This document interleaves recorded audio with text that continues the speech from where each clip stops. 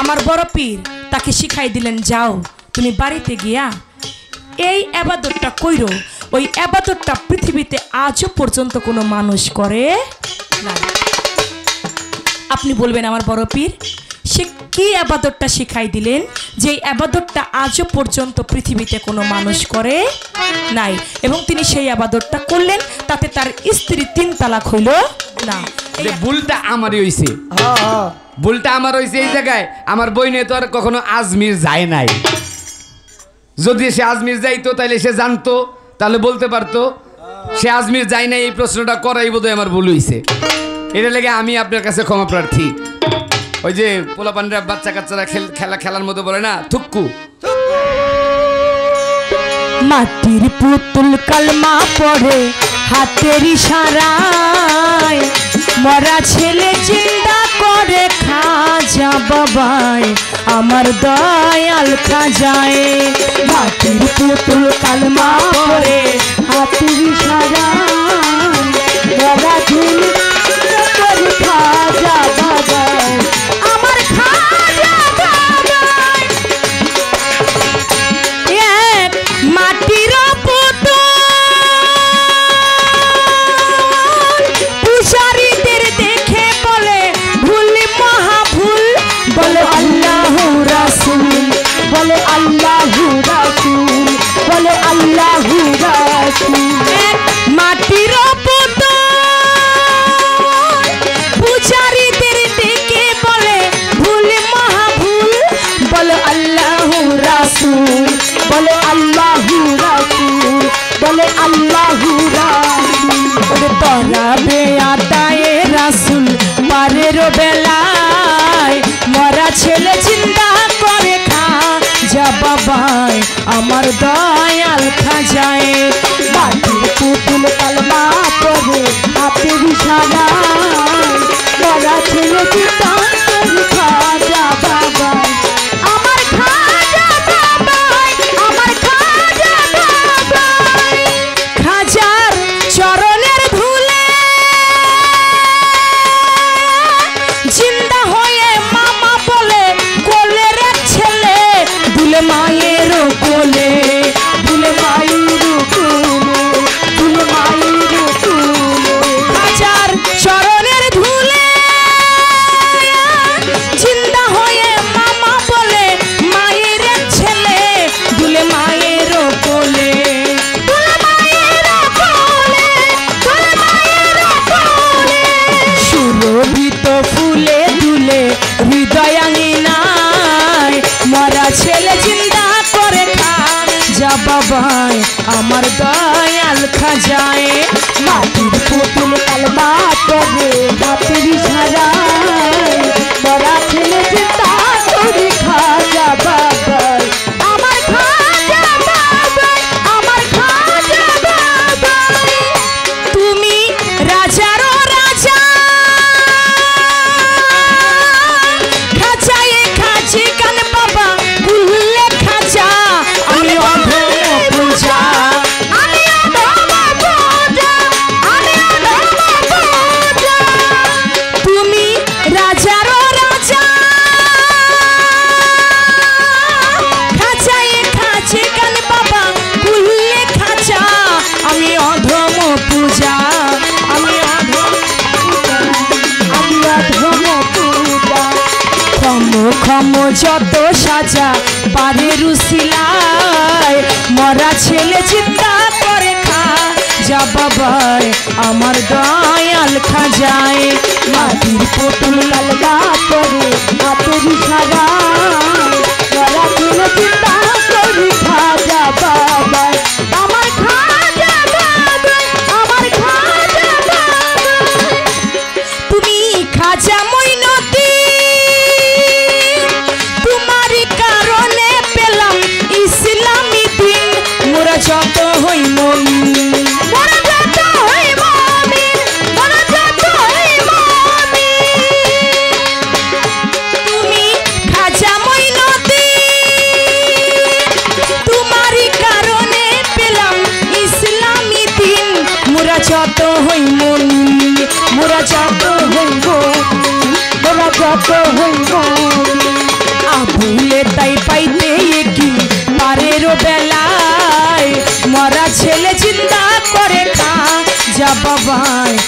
আমার দয়াল খাজায় মাটির পুতুল কালমা পড়ে হাতের সাজায় তারা ছেড়ে চিন্তা করি খাজা বাবাই আমার খাজা বাবাই আমার খাজা বাবা। আমার কাছে প্রশ্ন করলেন আমার খাজা মঈনুদ্দিন চিশতি রহমাতুল্লাহ আলাইহি তার রওজার পাশে 3টি কবর খুঁড়ে রেখেছেন, 2টি কবরে লোক আছে, 1টি কবরে নাই। এটা সঠিক কথা না, এটা জীবনীতে প্রমাণ করে নাই। তার ওইখানে আজমিরে যারা গিয়েছেন এখনো পর্যন্ত কেউ দেখেন নাই যে একটা কবর খালি আছে। তবে কি বিষয়টা কি, খাজা বাবার 3জন সন্তান তাদের কবর কোথায়, এই প্রশ্ন থাকতে পারে যে তাদের মাজারটা কোথায় হয়েছে। খাজা বাবার যিনি বড় ছেলে যার নাম ফখরুদ্দিন, ওই ফখরুদ্দিনের মাজার হয়েছে সরোয়ার নামক স্থানে। আমার খাজা বাবার ইন্তেকালের, আমার খাজা বাবা যখন তিনি তার আপন দেশে চলে গিয়েছেন, তার ইন্তেকালের 20 বছর পরে খাজা ফখরুদ্দিন তিনি তার আপন দেশে চলে যান এবং তার সরোয়ার নামক স্থানে তার ইন্তেকাল হয়। খাজা বাবার মাজারের পাশে তাকে তার মাজার করা হয়ে থাকে। আরেকজন সন্তানকে তার দ্বিতীয় পুত্র যার নাম জিয়াউদ্দিন, তার মাজার হয় ঝলনা নদীর তীরে। 50 বছর বয়সে তিনি ইন্তেকাল হয় এবং তার উরস আরম্ভ করা হয় জিলহজ মাসের 12 তারিখে। তার মাজারটা হয় কোথায়, ঝলনা নদীর তীরে। আরেকজন তার সন্তান তিনি ছিল কে, আমার খাজা বাবার মেয়ে। আমার খাজা বাবার যেখানে মাজার তার যে পায়ের কাছে ওই পা বরাবর তার মেয়ের মাজার হয়, যার নাম হাফেজা জামান। আমার খাজা বাবার মেয়ে, তার মাজার হয় তার পায়ের কাছে। কিন্তু এখানে যে একটা কবর খালি আছে বিষয়টা এইরকম না, জীবনে যাহা প্রমাণ করেছে আমি তাহাই উত্তর করার চেষ্টা করলাম।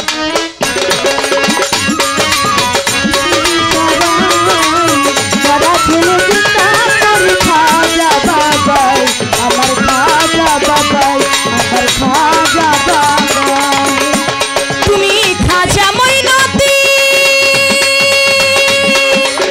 তোমারই কারণে পেলাম ইসলামী দিন, মোরা যত হই মুমিন, মোরা যত হই মুমিন, মোরা যত হই মুমিন। তুমি খাজা মঈনুদ্দিন, তোমারই কারণে পেলাম ইসলামী দিন, মোরা যত হই মুমিন, মোরা যত হই মুমিন, মোরা যত হই মুমিন। আবুলে তাই পাইতে কিন হৃদয়ানি নাই, মরা ছেলে জিন্দা করে খা যা বাবাই আমার দয়াল খাজায় মাটির পুতুল কালমা পড়ে হাতের সাজায় মরা ছেলে জিন্দা করে খা যা বাবাই আমার খাজা বাবাই আমার খাজা বাবাই। একটা প্রশ্ন রাখি, যেহেতু পালা চলছে আপনি বলবেন, আমার বড় পীর আব্দুল কাদের জিলানী তার একজন ভক্ত, তিনি একটা নিয়ত করলো যে আমি এমন একটা ইবাদত করতে চাই যে ইবাদতটা সৃষ্টি হতে কিয়ামত পর্যন্ত কোনো মানুষ করে নাই, করতে পারবে না। ওই ইবাদতটা যদি আমি না করতে পারি তাহলে আমার স্ত্রী একদিনের মধ্যে 3 তালাক হয়ে যাবে। এই নিয়ত করছে, কিন্তু কোন ইবাদত যা পৃথিবীতে আজ পর্যন্ত কোনো মানুষ করে নাই, এখন ওই ইবাদত তো খুঁজে পায় না। যখন ইবাদত না খুঁজে পায় চলে গেছে আমার বড় পীরের বাড়ি, যায় বলে হুজুর আমি একটা নিয়ত করছি। বলে কি নিয়ত? বলে এমন একটা ইবাদত আমি করতে চাই যে ইবাদতটা পৃথিবীতে আজও পর্যন্ত কোনো মানুষ করতে পারে নাই। ওই ইবাদত যদি আমি না করতে পারি আমার স্ত্রী যেন দিনের ভিতর 3 তালাক হয়ে যায়। এখন আমি তো নিয়ত করছি কিন্তু ওই ইবাদত তো খুঁজে পাই না, এমন কোন ইবাদত পাই না যা পৃথিবীতে আজও পর্যন্ত কোনো মানুষ করে নাই। আমার বড় পীর তাকে শিখাই দিলেন, যাও তুমি বাড়িতে গিয়া এই ইবাদতটা কইরো, ওই ইবাদতটা পৃথিবীতে আজও পর্যন্ত কোনো মানুষ করে নাই। আপনি বলবেন আমার বড় পীর সে কি ইবাদতটা শিখাই দিলেন যে ইবাদতটা আজও পর্যন্ত পৃথিবীতে কোনো মানুষ করে নাই, এবং তিনি সেই ইবাদতটা করলেন, তাতে তার স্ত্রী 3 তালাক হইল না। এই একটা প্রশ্নই রইল, সুন্দর জবাব করবেন।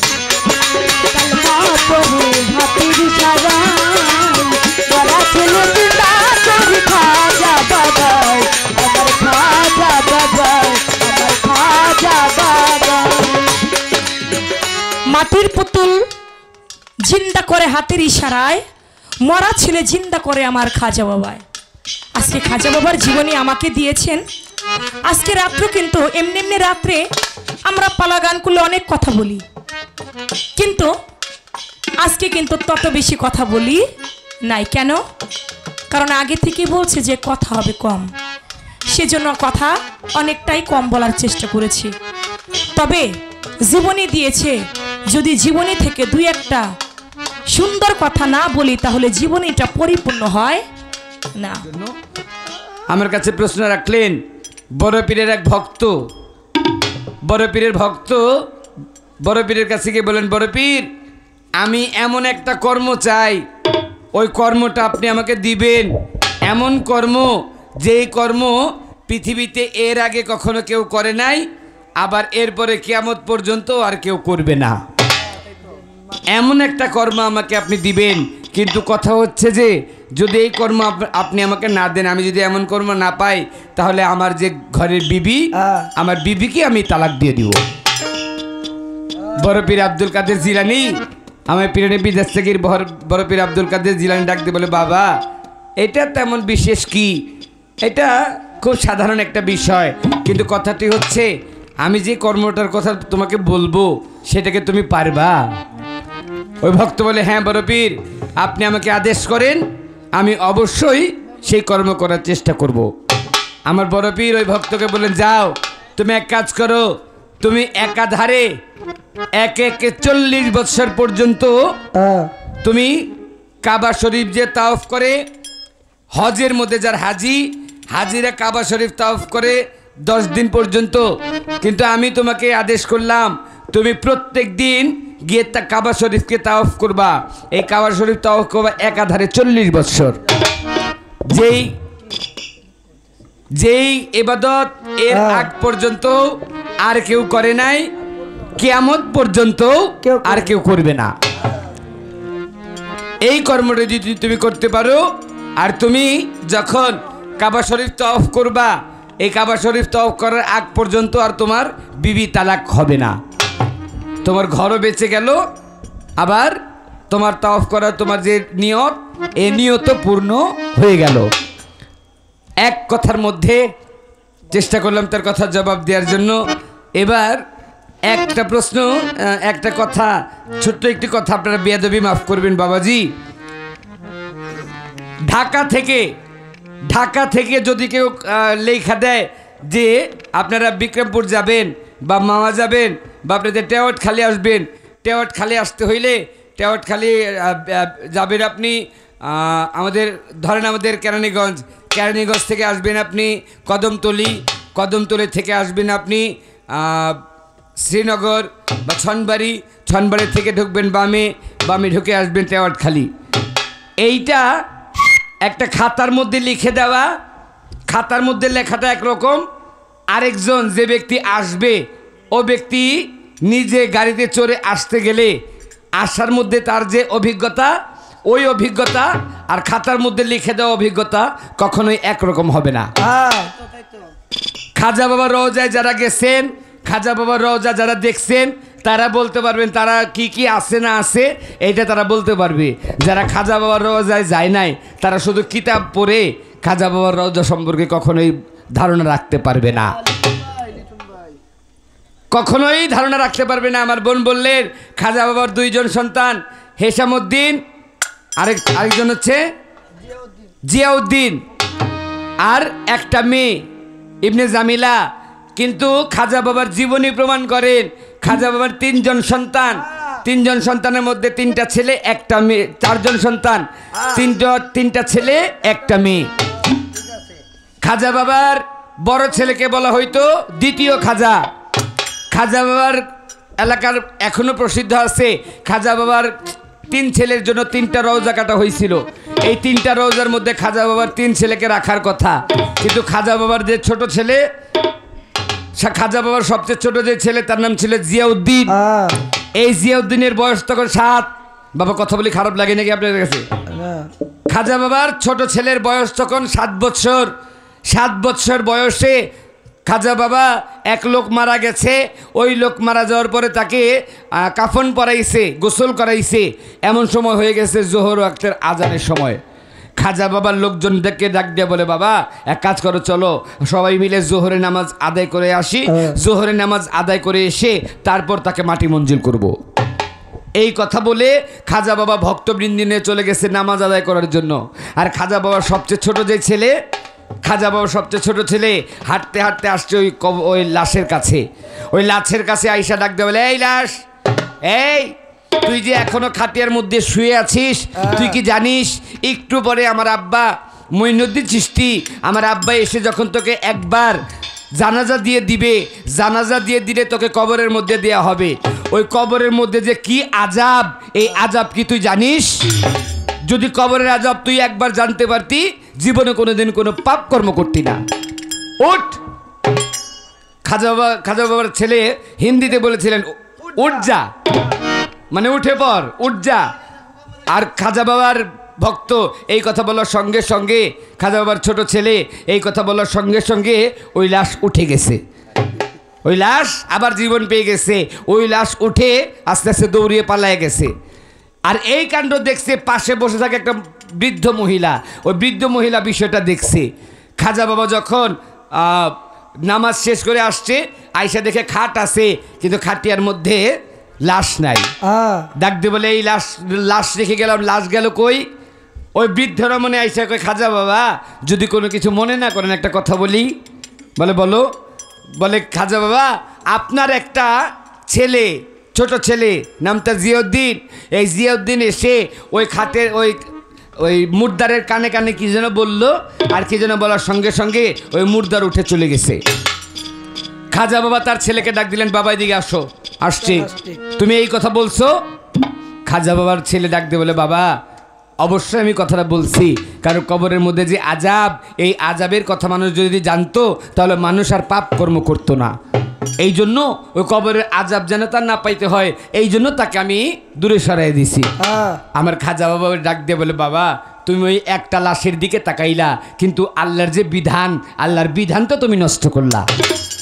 আল্লাহর বিধান, মানুষ জন্ম নেবে আবার মানুষ মরবে, এইটাই আল্লাহর বিধান। এই আল্লাহর বিধানের উপরে যে তুমি কাজ করছো, এই কাজটা তোমার করা উচিত হয় নাই। সঙ্গে সঙ্গে খাজা বাবা তার ছোট ছেলেকে বলল, দূর হোজা মেরে নজরসে, দূর হোজা মেরে নজরসে, মানে আমার চোখ থেকে দূরে চলে যা। এই কথা বলার সঙ্গে সঙ্গে খাজা বাবার ছোট ছেলে কোথায় যে গেছে আজও পর্যন্ত তার খবর কেউ বলতে পারে না। এই জন্য খাজা বাবার ছোট ছেলের রওজা করা আছে, কিন্তু সেখানে লাশ দেওয়া হয় নাই। এখন এই প্রশ্নটা একদিকে যদি বলি যে ভুলটা আমারই হয়েছে, ভুলটা আমার হয়েছে এই জায়গায়, আমার বইনে তো আর কখনো আজমির যায় নাই। যদি সে আজমির যাইতো তাহলে সে জানতো, তাহলে বলতে পারতো। সে আজমির যায় নাই, এই প্রশ্নটা করাই বোধহয় আমার ভুল হয়েছে। এটা লেগে আমি আপনার কাছে ক্ষমা প্রার্থী। ওই যে পোলাপানরা বাচ্চা কাচ্চারা খেলার মধ্যে বলে না, থুক্কু থুক্কু, আর আবার